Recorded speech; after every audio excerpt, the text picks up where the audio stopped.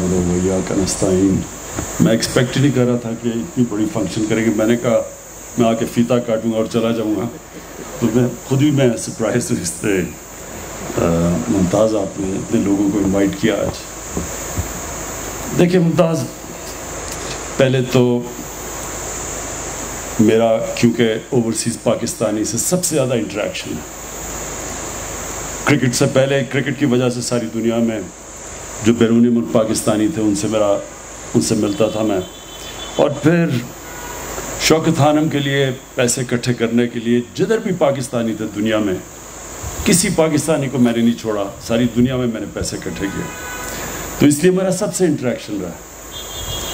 और आपसे भी पहला इंटरेक्शन तो ये है कि आपने शौकत खानम को बड़ी डोनेशन दी थी, इसलिए इस तरह मैं आपको मिला। तो इसलिए मैं जानता हूँ कि हमारा जो सबसे बड़ा असास है वो ओवरसीज़ पाकिस्तानी है।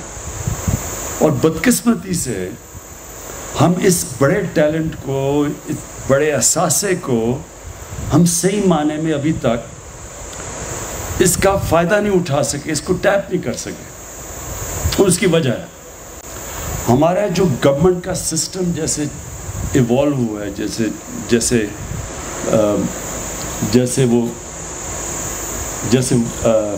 बढ़ता गया है। गवर्नमेंट जैसे जैसे बड़ी होती गई है, क्योंकि गवर्नमेंट बढ़ती गई है, वो हुआ क्या है कि गवर्नमेंट अब बन गई है गवर्नमेंट के लिए। गवर्नमेंट इवॉल्व इस तरह हो गया है कि वो गवर्नमेंट अपने आप का ही फ़ायदा पहले देखती है, फिर अवाम का फ़ायदा देखती है। हालांकि गवर्नमेंट का मेन काम होता है अवाम की बेहतरी करना। तो ये दो पैरेलल ट्रैक्स पे चल गया काम। हमारा जो डिस्कनेक्ट है आज कि पाकिस्तान की क्या ज़रूरत है, क्या वो गवर्नमेंट वो पाकिस्तान की ज़रूरत पूरी कर रही है या वो गवर्नमेंट अपने आप को चलाने की ज़रूरत पूरी कर रही है। ये बड़ा, और ये हमारा मुल्क में नहीं, ये आप अगर दुनिया की तारीख उठा के देखें तो जब भी एक सिस्टम डीजनरेट करता है, जब खराबी की तरफ जाता है, तो वो सिस्टम फिर अपने आप को बचाना शुरू हो जाता है।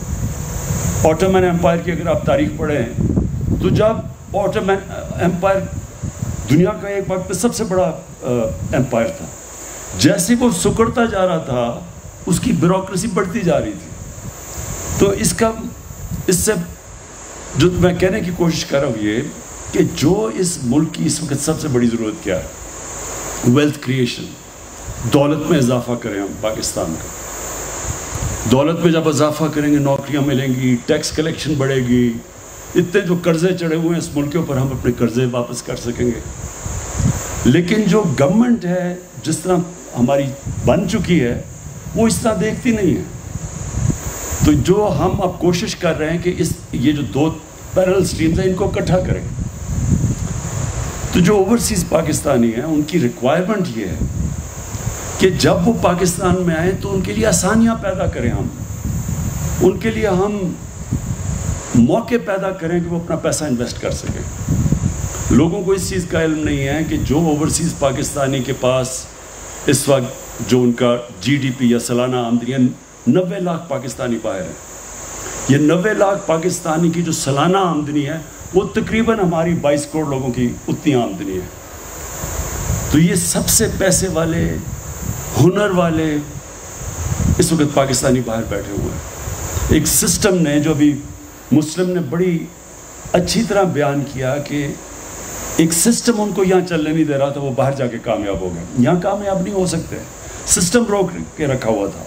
बाहर गए, इन्होंने कोई सिफारिश नहीं थी, लेकिन सिस्टम ने इजाज़त दी इनको पैसा बनाने की, कामयाब होने की। और यही आप देखेंगे जो हमारा बेहतरीन टैलेंट बाहर चला गया, उसकी बहुत बड़ी वजह यह थी हम इस मुल्क में उनको उस टैलेंट को फंक्शन करने के लिए मौके नहीं प्रोवाइड कर रहे थे।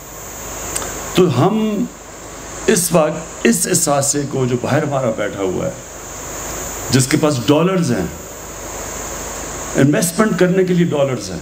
अब दो चीज़ें हैं, एक तो वो जब इन्वेस्ट करेंगे तो हमारी नौजवान आबादी है, उनको नौकरियों की ज़रूरत है।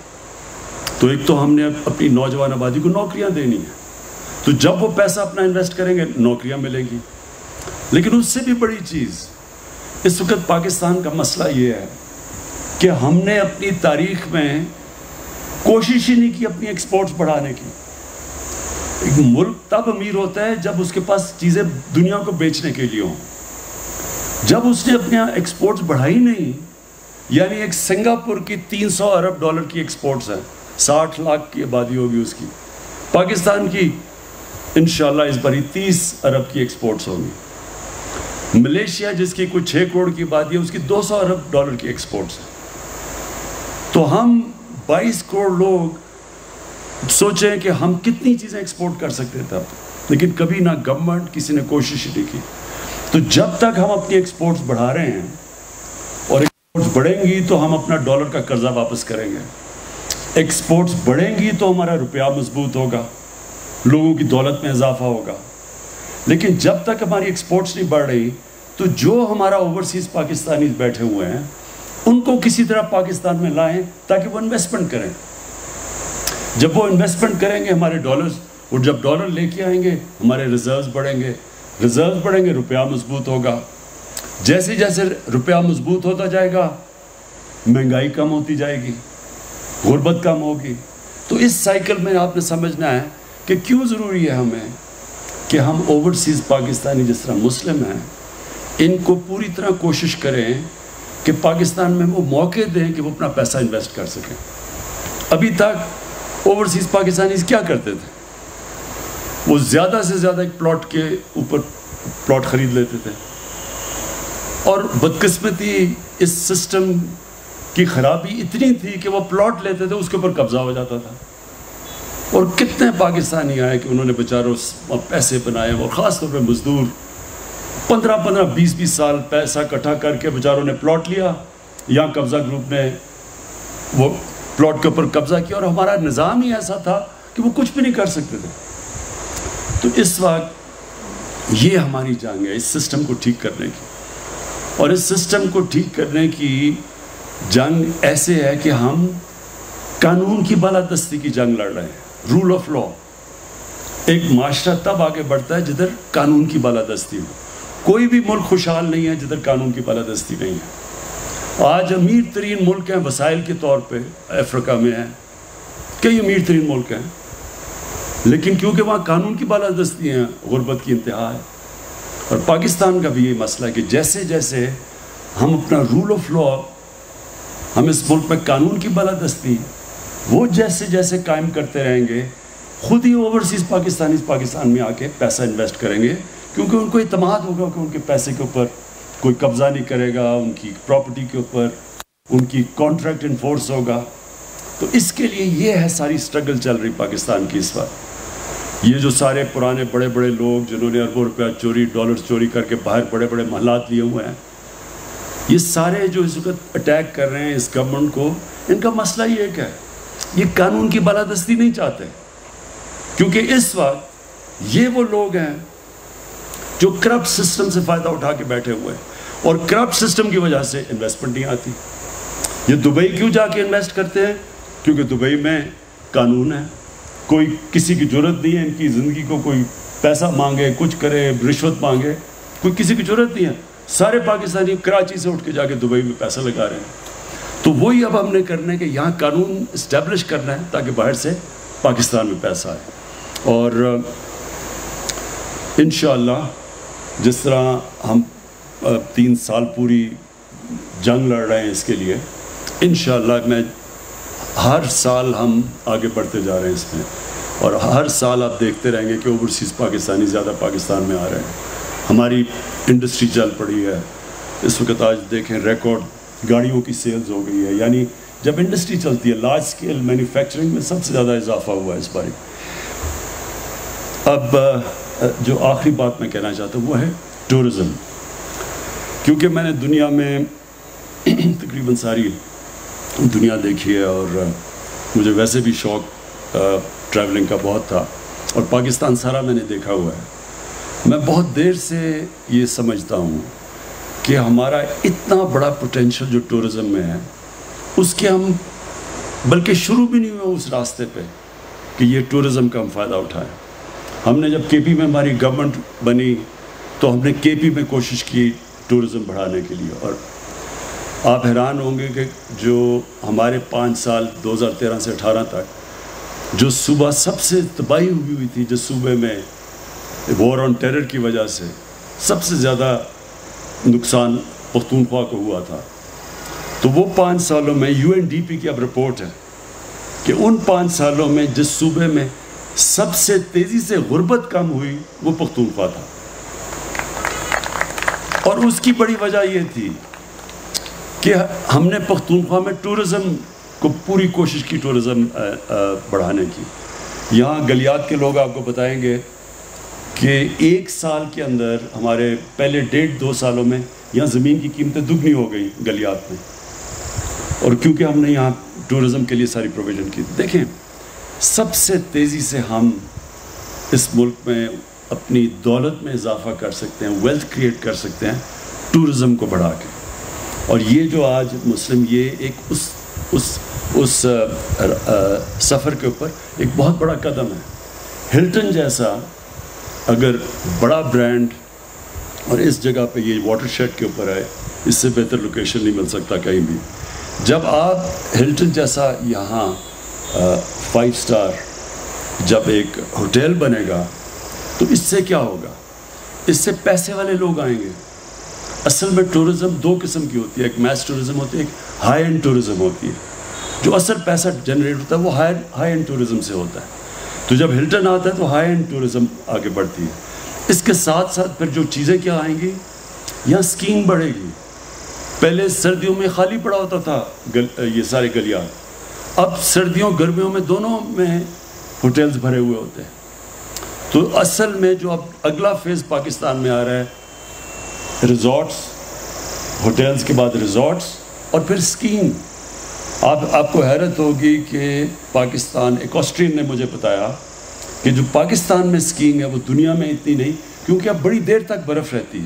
ہمارے پہاڑ اتنے اونچے ہیں، یہ سارا پختونخوا کے اندر اور آگے ناردرن ایریاز میں، کہ ہم وہ سردیوں میں بھی ہوٹلز بھرے رہیں گے اسکیئنگ کی وجہ سے، اور گرمیوں میں ویسے ہی لوکل ٹورزم اتنی ہے. عید کی چھٹیوں میں 27 لاکھ ٹورسٹ آئے ہیں پختونخوا کے اندر. 27 لاکھ ٹورسٹ آئے ہیں. اب سوچ، یہ جب ٹورسٹ آیا ہے، اس کے لیے ہم کوئی ریزورٹس کر دیتے ہیں. وہ بچوں کے ساتھ لوگ آتے ہیں، بچوں کے لیے، جس طرح یہاں سے دبئی جاتے ہیں. اب دبئی میں کیا ہے؟